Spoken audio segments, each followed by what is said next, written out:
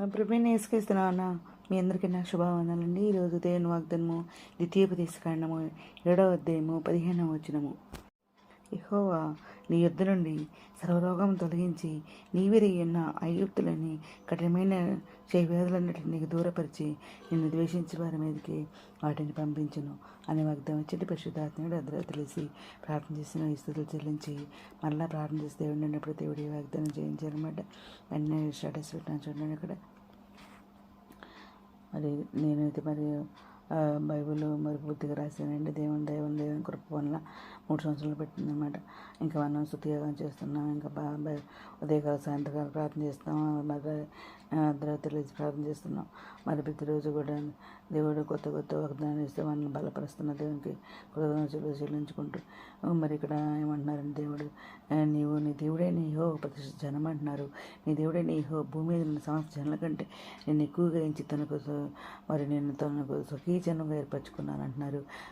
మీరు సర్వజనుల కంటే విస్తార జనమని యెహోవా మిమ్మల్ని ప్రేమించి మిమ్మల్ని ఏర్పరచుకోలేదు అంటున్నారు. సమస్త జనుల కంటే మీరు లెక్కకు తక్కువే కదా అంటున్నారు. ఇంకా అయితే యెహోవా మిమ్మల్ని ప్రేమించబడు కనుకను తాను మీ తండ్రులకు చేసిన ప్రమాణములను నెరవేర్చబడు కనుకను యెహోవా మరి బాహుబలము చేత మిమ్మల్ని తప్పించి దాసగృహంలో నుండి ఐగుప్తు రాజైన ఫరో చేతుల నుండి మిమ్మల్ని విడిపించను అంటున్నారు. కాబట్టి నీ దేవుడైన యెహోవా తానే దేవుడనియు తనను ప్రేమించి తన ఆజ్ఞలు అనుసరించి మరి నడుచుకునే వారికి తన నిబంధనను స్థిరపరచబడను అంటున్నారు. 1000 తరముల వరకు కృప చూపువాడని నమ్మతగిన దేవుడు అని మరి తను ద్వేషించే వారిలో ప్రతివానికి బహిరంగంగా మరి నశింపజేయుటకు వానికి దండన విధించేవాడని నీవు తెలుసుకుని వాళ్ళని అంటున్నారు. ఆయన తను ద్వేషించేవారి మరి విషయం ఆలస్యం చేయక బహిరంగముగా వానికి దండన విధిస్తాను అంటున్నారు.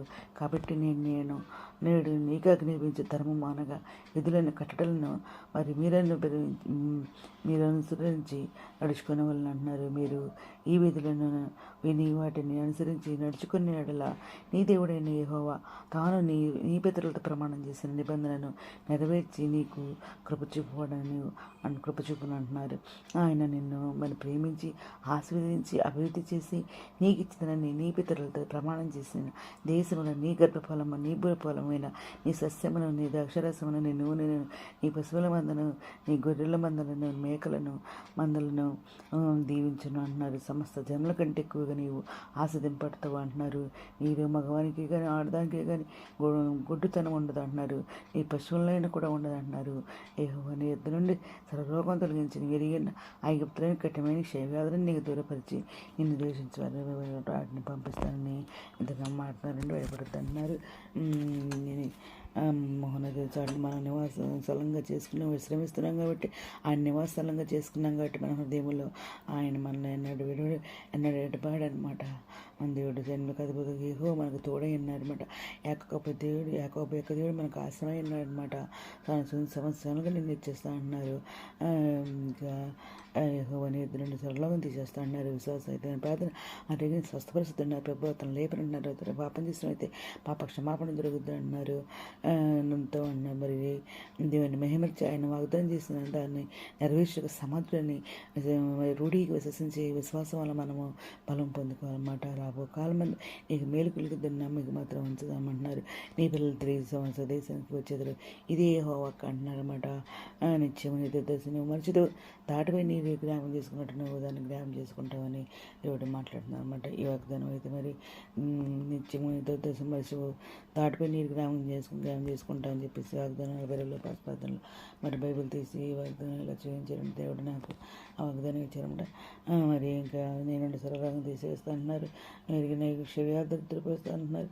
ఆయన వాగ్దానం అందరి చేతులు నెరవేరని కోరుకుంటూ దేవుడు నమ్మదగిన వాడని మరి ఆయన వాగ్దానం నెరవేర్చే దేవుడని మనం నమ్మి విశ్వసిస్తే తప్పకుండా మనకు కార్యాలు చూస్తామని చెప్పి ఏదైనా మాట్లాడతారు. ఏదైనా వాగ్దానం అందరి చేతులు నెరవేరని కోరుకుంటాం. ఈరోజు మనం ప్రార్థన చేసుకుందాం. మహోన్నత సరసకమంత్రాన్ని ఘనమైనానికి వెళ్ళది శుద్ధిస్తున్నాం తండ్రి. 10 మంది ప్రపంచం ప్రతి ఒక్క బిడ్డని పేరు ఏం చేసుకోండి. ఆయన ప్రతి ఒక్క బిడ్డ అవసరం తట్టింది అక్కడ కొరకు చేస్తుంది. తండ్రి వీటిలో మంచి అరిగిన నిరుద్యోగులకు ఉద్యోగాలు తెచ్చండి. ఆర్థిక పరిస్థితులకు ఆర్థిక సాయం తెచ్చండి. అనారోగ్యం స్వస్థపరచండి. వేదనలు దుఃఖం వదర్చండి. వారిని ఎత్తండి. రక్షణమైన రక్షణ తెచ్చి మీతో రానే విషయానికి మేము సిద్ధపడ్డకు చెప్పని ఎత్తడి భూములని బాగా తెచ్చి మనం మా ప్రభు పీరేషన్ నేస్తుక్రీస్తు పరిశుద్ధమైన మన అడిగి వేడుకంటే ప్రార్థిస్తాము తండ్రి. ఆమె మీరు కూడా మా కుటుంబం కొరకు ప్రార్థన చేయాలని మనం చేసుకుంటున్నానండి. God bless you. ప్రభు సేవలో మీ సహోదరి.